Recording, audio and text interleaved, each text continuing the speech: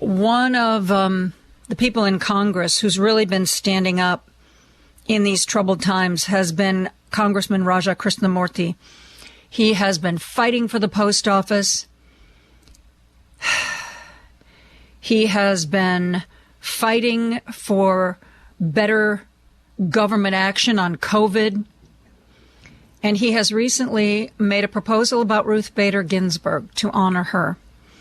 We are going to take a real quick break, and when we come back, we are going to speak with Congressman Raja Krishnamoothi about what is going on Capitol Hill. Right after this.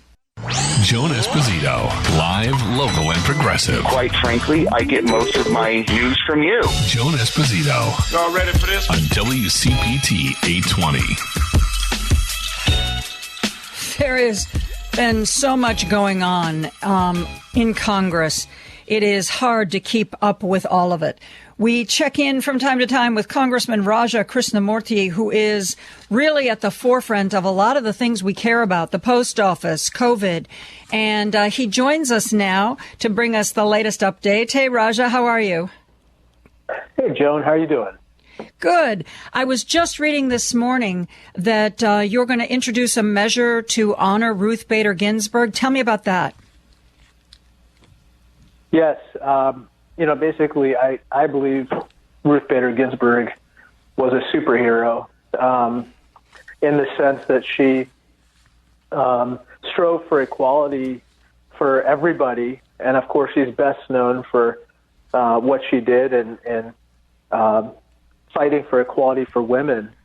And so I have introduced, or I'm about to introduce legislation to put up a statue of her in the National Statuary Hall in the Capitol. And so I hope that, generations of Americans who come through the Capitol will see Ruth Bader Ginsburg as kind of the very pinnacle of what it means to be an American. Amen to that. I loved her quote. She said, people ask me, when will there be enough women on the Supreme Court? And she said, when we have 9. I thought that was... I think that she was so inspiring. I mean, you read her life story, and I'm sure that many of your listeners have read about her incredible and challenging life in the law, where she graduates first in her class at Columbia Law School, and she can't get even a single job offer. Mm-hmm. And she, I think at one point her first job was as a typist, coming out of maybe college or very early on in her career, because that's what women were told to do. And for someone of her incredible brilliance and intellect to have defied all the odds, overcome all the hurdles and obstacles in her life, and then to rise to become a justice on the Supreme Court is really an incredible story, and probably inspiring for millions outside of America as well. Well, the thing that I thought was interesting, I follow politics, and things that happen in politics sometimes have a really strong impact on me. But when Ruth Bader Ginsburg died, I was getting texts from my neighbors. When I told my 22-year-old daughter, she was like, oh, my God, no. I mean, this was a woman who influenced people who weren't political junkies, young people, older people. I mean, she really was, she was like she was certainly a jurist. She was a lawyer, but she was like a rock star. I'm going to interview later today Mark Carlin from BuzzFlash.com, And one of the things that you can, when you donate to BuzzFlash, one of the gifts that you can get is a Ruth Bader Ginsburg like action figure doll. And I ordered 2 of them. I'm glad I got them because now he's probably run out of them by now. And one of my listeners tweeted in today. They described her as a geriatric Jewish Joan of Arc, which I thought was pretty good. She was really amazing. Do you think you'll get, I mean, I can't imagine anybody in Congress is not going to go along with the idea of honoring her. Surely you don't expect any pushback on this, do you? I hope not, but that's another reason why we should elect a Democratic Congress and a Democratic president, because I do think that it would be a lot easier in that instance. I just wanted to say one thing when you brought up her kind of status as almost a cultural sensation or a cultural icon. That came very late in her life, as your listeners know. She was not really... she didn't attain that status until her 80s. And, when somebody, compared her to Notorious B.I.G. and called her Notorious R.B.G., and that's when it really took off. But it suddenly, the adulation accelerated because President Trump represents, in many ways, the very opposite and the antithesis of what she stood for. And she's kind of a beacon of what's, good, great, just, and decent about our country. And I can't say the same about him. Amen to that.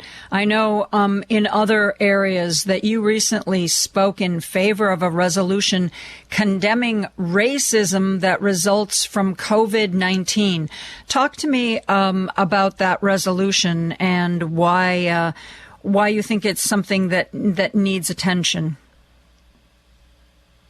Well, the problem, Joan, is that unfortunately the Trump administration and many folks on the other side of the aisle have essentially used COVID to almost create a caricature of kind of Asian Americans as being the source of the disease.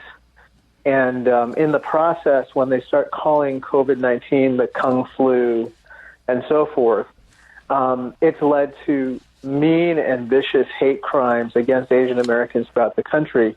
Thousands and thousands of reports, including, for instance, a family that was stabbed in Texas as they went grocery shopping, kids that are beaten up at school because, basically other kids say that they are the source of the coronavirus and so forth.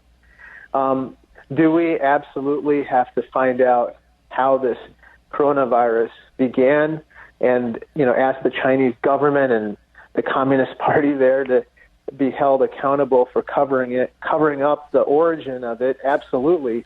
But Asian Americans and Chinese Americans were not the culpable parties in any way, shape, or form. And we have to be very sensitive to any kind of bigoted statements that could cause them harm. I know one of my Chinese American friends here in Chicago, and this was back before Illinois closed down, when when we knew about the virus and we knew it was spreading, but before everything shut down. She was telling me that restaurants here in the Chicago area, restaurants in Chinatown, were empty. People were afraid to go to Chinese restaurants in Chicago for fear that somehow the Chinese people cooking there were going to give them this illness. I mean, it was just insane. Yeah, it's something that unfortunately the Trump administration and the White House have exacerbated. They've doubled down on their rhetoric instead of kind of pulling back and saying, "Wait a second, we don't want to do anything that's going to cause our own people harm. or Asian Americans or people of Asian descent harm. And so that is also troubling because they view it as a politically expedient thing, certainly for their base. And before I let you go, where do things stand with the post office right now? I know we got that court ruling from the federal judge out of Washington State. And if I understood it correctly, not only did Louis DeJoy have to stop doing what he was doing, but if the federal judge said if there are any postal centers that feel that they need to have their blue boxes put back out or their sorting machines returned, contact him and he's going to make sure it happens.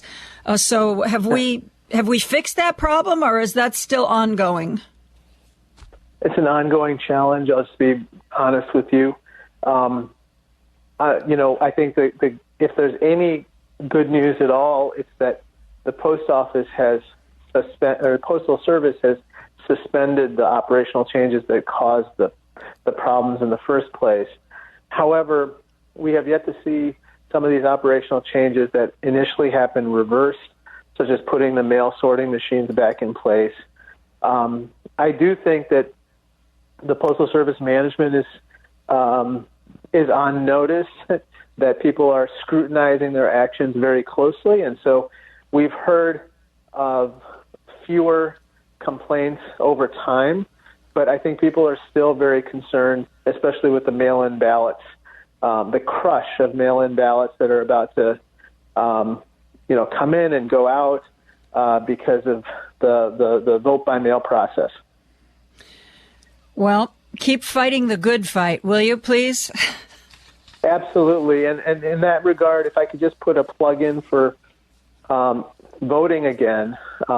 Many of your listeners may be planning to vote by mail. Please request those ballots right away if you have not.